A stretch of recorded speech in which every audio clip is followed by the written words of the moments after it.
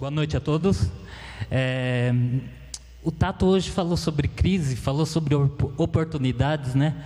E eu queria falar com vocês também, eu não combinei nada com ele, sobre oportunidades. O que vocês fariam se surgissem para vocês uma grande oportunidade? Ali em 1 Samuel 17, 31 a 37, está falando da época de Davi, que o povo de Israel, eles estavam numa grande crise.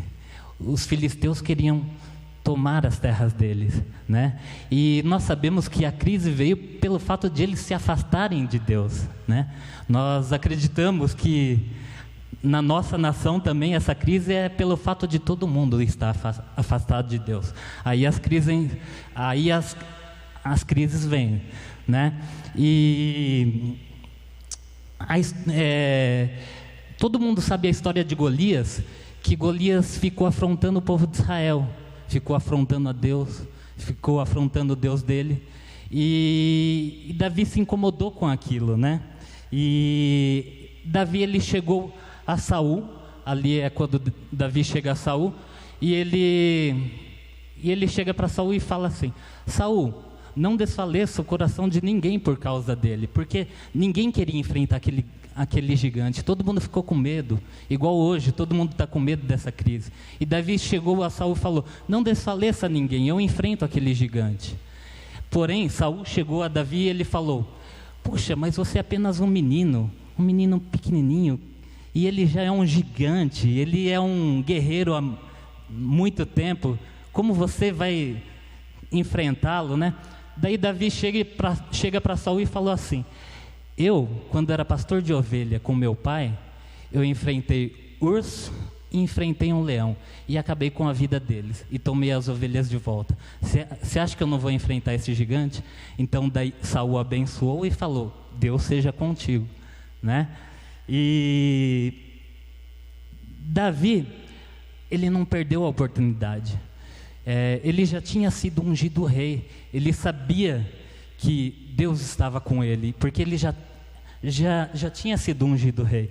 E nesse tempo de crise, onde todos se afastaram de Deus, Davi, quando ele era um pastor de ovelha, ele estava buscando a Deus, ele estava orando, ele estava louvando a Deus, e ele falou assim: agora é a oportunidade minha, porque ninguém queria enfrentar aquele gigante. E daí, todo mundo sabe a história, Davi foi, e ele acabou com aquele gigante. Agora Davi, ele teve uma postura de rei. Quando ele chegou a Saul, ele chegou com uma postura de rei, ele chegou com uma pessoa séria, ele chegou falando que ele iria conseguir, e que o Deus dele era com ele. Ele não teve uma postura cabisbaixa, de chegar e falar assim: eu não consigo, será que eu consigo? Ele não, ele foi na certeza, na fé, ele foi confiante, amém? E através disso, eu quero contar um testemunho da minha vida, quando aconteceu a oportunidade na minha vida. Eu sempre trabalhei com marcenaria, né? E comecei jovem, com uns 18 anos, né? E nos meus trabalhos sempre pintavam coisas pequenas, né? Nunca tão grande. Você ganhava um dinheiro, mas não era tanto. E depois, quando eu tinha uns 20 e poucos, eu ainda era jovem, surgiu uma grande oportunidade de um cliente, que ele gostou de um trabalho meu, e daí ele tinha um apartamento num bairro nobre de São Paulo para mobiliar inteiro. Daí ele veio e me contratou, e os arquitetos que trabalhavam para ele fizeram um projeto, aquele projeto lindo, queria que ele gastava uma fortuna numa loja lá de móveis, lá na Avenida Europa. E ele falou: não, mas o Alexandre faz. Daí o pessoal falou assim: puxa, mas ele é tão menino, ele é tão jovem, né? Será que ele é capaz de fazer isso, né? E eu fui e encarei. Eu encarei de cabeça erguida mesmo, assim como Davi com aquele gigante. Davi não abaixou a cabeça para ele, ele ficou de cabeça erguida e ele foi. E eu encarei, fiz aquele trabalho. Todo mundo ficou maravilhado. Era um trabalho que eu não estava acostumado a fazer, mas era um desafio para mim, sabe? Eu falei assim: mas eu faço. Eu fui confiante com o cliente, eu não fui de cabeça baixa querendo um trabalho, eu não fui um pedinte para ele, porque depois desse trabalho, os arquitetos deles começaram a me contratar. Eles gostaram tanto que começaram e formamos uma parceria, né? E a partir desse momento eu comecei a trabalhar em São Paulo, nos melhores bairros de São Paulo, só bairros nobres, né? E a minha vida mudou. Eu comecei a ganhar muito dinheiro com isso. Comecei a pegar só trabalhos grandes, trabalhos difíceis. Até hoje em dia, o meu pai, ele comenta com a minha mãe: puxa, o Alexandre só pega trabalho difícil, hein? Né? Mas é uma opção que eu tive, uma oportunidade que eu tive, que eu agarrei e aquilo mudou minha vida. Hoje eu ganho muito mais, né, do que se eu ficasse naqueles trabalhos pequenos. E uma coisa que eu tive que fazer na minha vida, aquelas coisas pequenas que eu trabalhava, você tem que negar para aqueles clientes de antes, sabe? Puxa, mas eu não faço mais isso não compensa para mim. As pessoas ficam chateadas, sabe?